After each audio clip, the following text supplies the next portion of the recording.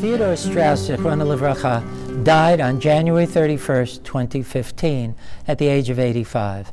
A native Albanian, he and his two sisters were raised in an Orthodox Jewish home by loving parents. After his military service and college, he became a public school professor. Ted married late in life and had no children. As a teacher, he did not earn a big living, but he invested wisely, lived frugally, and accumulated a substantial stock portfolio. He was one of those rare individuals who was completely satisfied with what he had. When his beloved wife died, he found he lacked basic household skills and felt very alone and abandoned by his community. As he approached the end of his life, he was keenly aware that he wanted to do something significant by creating 3 endowments in local Jewish institutions: Congregation Beth Abraham Jacob, Temple Israel, and at the Jewish Federation. He wanted these endowments to provide for the needs of widows and widowers who lacked a family support system. He wanted them to have visitation during Shiva, grief counseling, case management services, needs assessment, transportation services, and whatever other needs would be identified. His generosity to the community shows how a neighbor can become a philanthropist next door, providing for the creation of services that did not previously exist. May his memory be a blessing, as what is his generosity and example to others who want to heal the world. Ted Strauss left a beautiful legacy. The endowment gift that he left in his will perpetually distribute funds to support programs that meet certain needs for the senior members of our community. What a meaningful legacy. Everyone can leave a legacy. Some people leave restricted gifts, like Mr. Strauss. Others leave unrestricted gifts, so that the next generation will have the funds available to meet the most pressing needs of the time. There are many ways to establish an endowment. What will be your legacy? I would welcome the opportunity to talk to you so that we can find the right tool to make that happen. Honor thy father and thy mother. Kabed et avicha ve'et imecha. According to rabbinic tradition, that was the first commandment God gave the Israelites following their exodus from Egypt. And of course, we know it as the 5th of the famous 10 commandments that God gave Moses at Mount Sinai. Our tradition accords this commandment great significance. According to the Talmud, it's one of the few commandments for which the benefit, the reward, is not only in the world to come, but also in this world, in our lifetimes. If we look closely at the text of this mitzvah, we'll notice 2 peculiarities. The first has to do with where it's positioned. You see, all the other social commandments, don't murder, don't steal, don't commit adultery, they're all on the 2nd tablet. That first tablet, that has, don't commit idolatry, keep the Sabbath, and yet honor thy parents is on the 1st tablet, not the 2nd.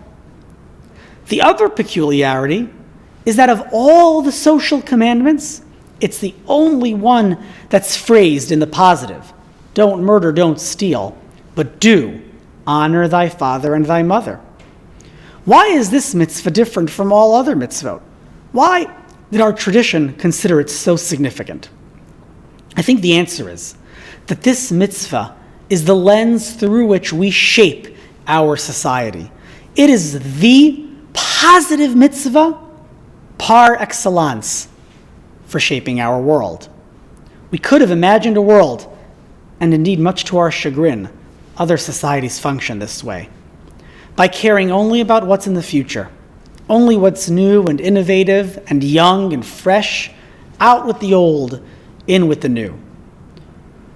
But this mitzvah tells us that that's an incorrect way of viewing the world, and it's narrow-minded, and it forgets the past.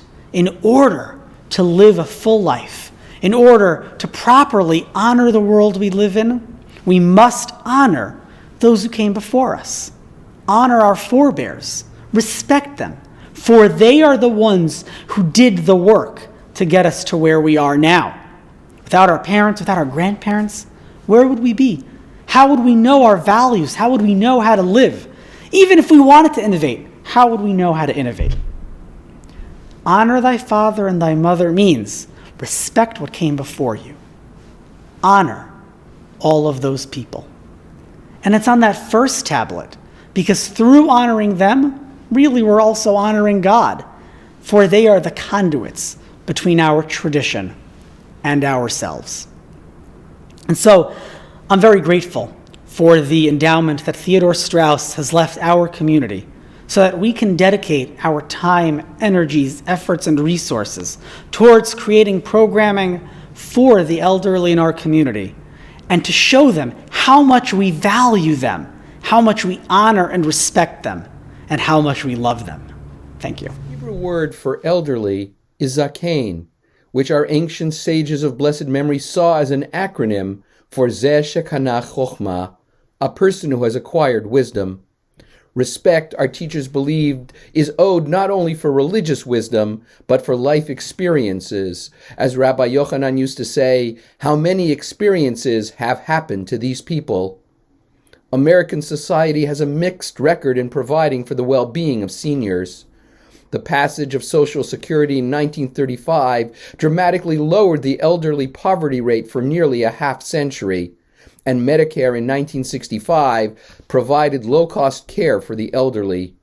However, in the past generation, the impact of income inequality and stagnant benefit levels has placed tens of millions of elderly Americans into economic insecurity.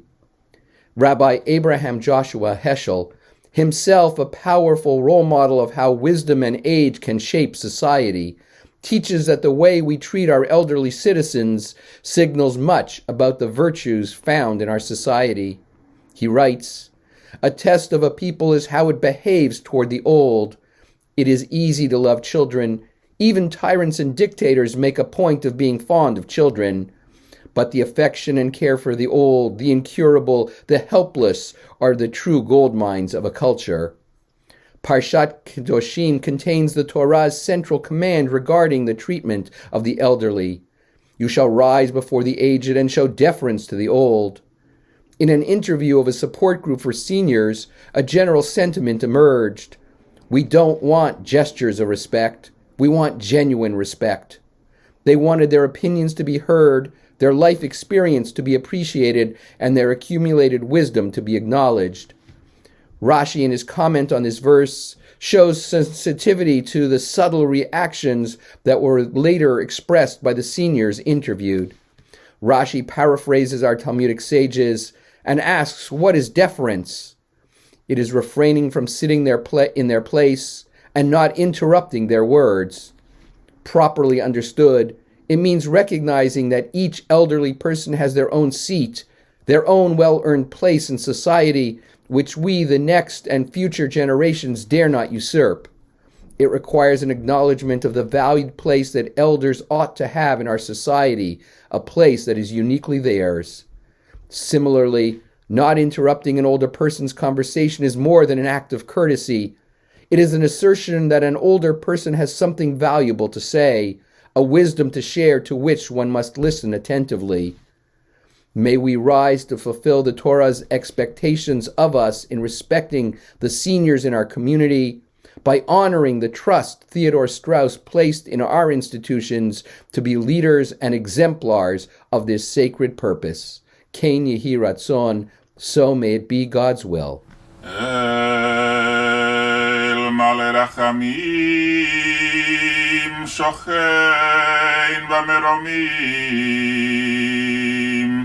Hamsei Menocha Nechona Tachat Kanfei HaShechina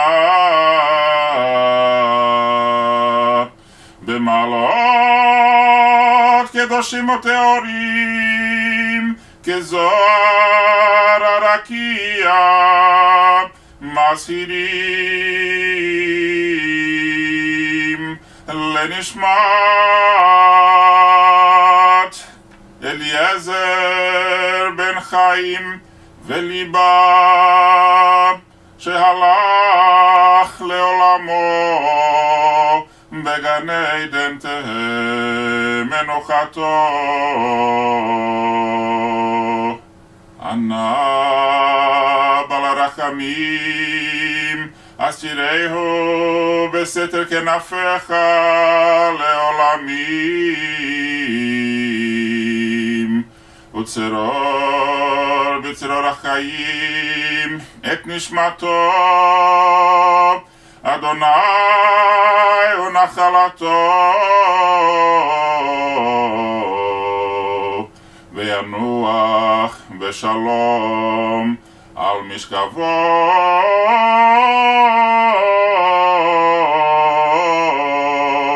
ונאמר אמן.